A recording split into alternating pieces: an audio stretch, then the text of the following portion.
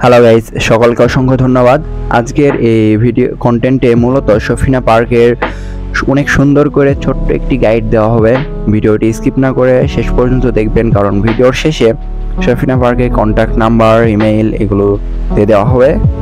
So don't skip this video and keep watching.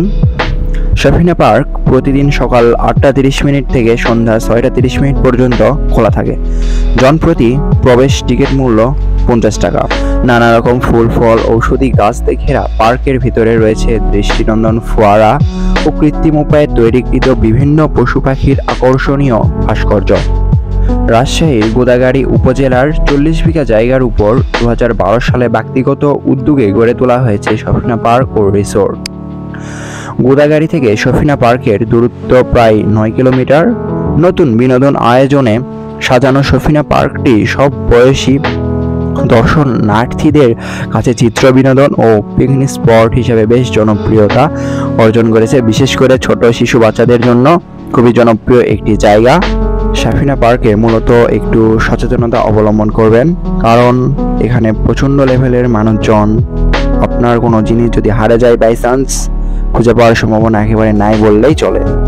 Safina পার্কের এতটা জনপ্রিয় হওয়ার কারণ হলো এখানকার যে বিলুপ্ত প্রায় যে প্রাণীগুলো, যেমন ডাইনোসর, এগুলোকে তারা খুব সুন্দরভাবে এই পার্কে উপস্থাপন করেছে। খেজুর তলা থেকে সফিনা পার্কে যাওয়ার পথে রাস্তার দুপাশের সবুজের সমাহার ও পদ্মা নদীর ধারে বসে সূর্যাস্ত দেখার দৃশ্য বেশ উপভোগ্য।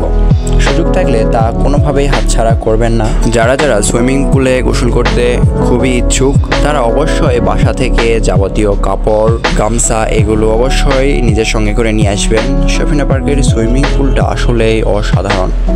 সফিনা পার্কে যেতে হলে প্রথমে রাজশাহীতে আসতে হবে। এখন আপনি রাজশাহী থেকে বিভিন্ন জায়গা থেকেই, সেটি হোক ঢাকা, চট্টগ্রাম, রংপুর, আপনাকে প্রথমে রাজশাহীতে আসতে হবে।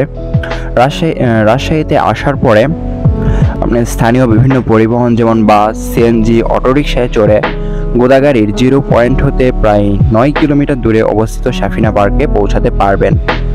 ঢাকা থেকে যারা পৌঁছাতে ইচ্ছুক তাদেরকে বলে রাখা ভালো, ঢাকার গাবতলী, আবদুল্লাপুর, কল্যাণপুর থেকে এসি বা নন এসি বাসে রাজশাহী যাওয়া যায়।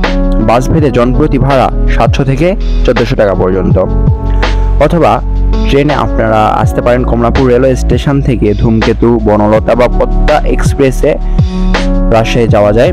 শ্রেণীভেদে জনপ্রতি ট্রেনে টিকিটের মূল্য 400 থেকে 1300 টাকা পর্যন্ত।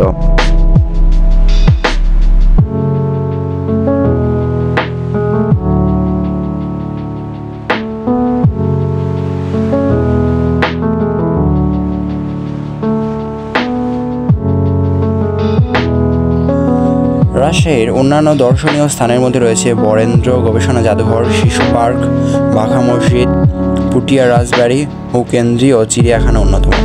সুযোগ থাকলে এগুলো একবারে ভ্রমণ করবেন।